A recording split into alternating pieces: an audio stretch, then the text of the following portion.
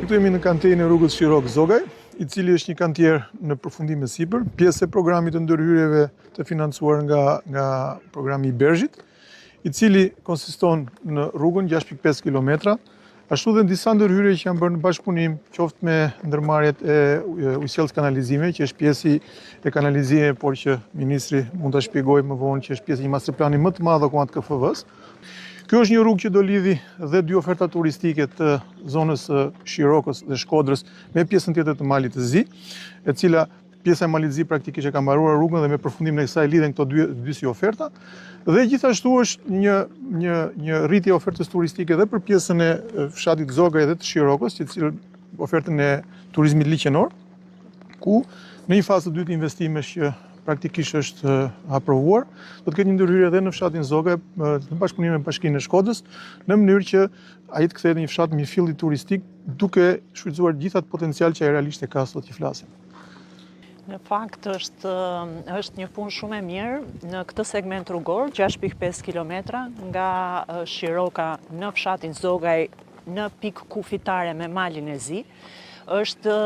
një segment rrugor i cili do të lehtësoj shumë lëvizjen dhe qarkullimin e qytetarëve, por edhe të mallrave. Megjithatë, unë mendoj që vlerë e shtuar e këtij investimi është pikërisht fakti që oferta turistike bëhet më atraktive edhe më e dobishme në funksion të sezonit turistik, në funksion të zhvillimit të qytetit Shkodrës, edhe duke konsideruar faktin që së bashku jemi duke punuar me Malin e Zi, aktualisht kemi një marrëveshje në fuqi për të vendosur edhe një pikë kufitare e përbashkët e lëvizjes, do të thoja pra një one stop shop ku shërbimet kufitare merren në një njëjtën pikë. Edhe duke mundësuar pastaj edhe që shërbimet policore dhe doganore të jenë në të njëjtën pikë kalimi kufitar. Kjo do bëjë të mundur lehtësimin e lëvizjes së njerëzve, turistëve, pasi është zonë që frekuentohet shumë edhe nga turistë huaj, me qëllim që të kenë akses kalimi si në Malë Zi edhe në Shqipëri. Kjo është një mundësi shumë e mirë dhe besoj që edhe duke patur parasysh programin që sapo miratuam dhe që tashmë do duhet ndjeki rrugën e ratifikimit marrëveshjes në parlament, programi Porta e Alpeve, i vjen më së miri në ndihmë Bashkisë Shkodrës, por jo vetëm edhe gjithë qarkut, do të thoja. Porta e Alpeve, në fakt, porta hyrëse është këtu në Shkodër me një projekt investimi prej 100 milion eurosh që do të shërbejë në të gjithë elementët e infrastrukturës për qytetin e Shkodrës dhe do sjellë një potencial të jashtëzakonshëm turistik edhe jo vetëm për qytetin e Shkodrës, për gjithë vendin, në fakt, për gjithë qytetarët shqiptarë. Zëvendës kryeministër, në fakt është e vërtet.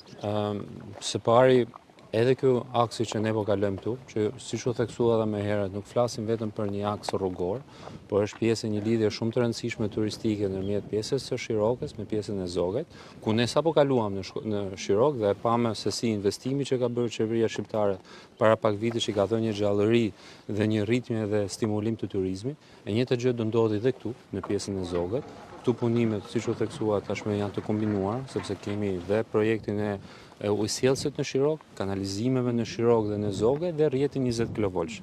Por ky është vetëm fillimi përsëri për qarkun e Shkodrës. Kemi investime infrastrukturore në aksin e Velipojës, në hyrjen e qytetit Shkodrës, pjesën e një, le të themi, rijetëzimit të pjesës së Bunës, duke krijuar lumit Bunës, duke krijuar edhe një pjesë më të aksesueshme për turistët dhe duke përfshirë edhe investime deri në Malësitë Madhe. Siç e thashë, është një paketë të tërë investimesh të rëndësishme dhe të rëndësishme për veriun, për qarkun e Shkodrës, për të cilën patjetër po japim frytet e veta në zhvillimin turistik të këtij qarku. Ne synojmë që në mes të majit, sezoni turistik ta ketë mbaruar. Praktikisht ka ngelur vetëm pak punime, tregtare punime dhe mbylljet e fundit të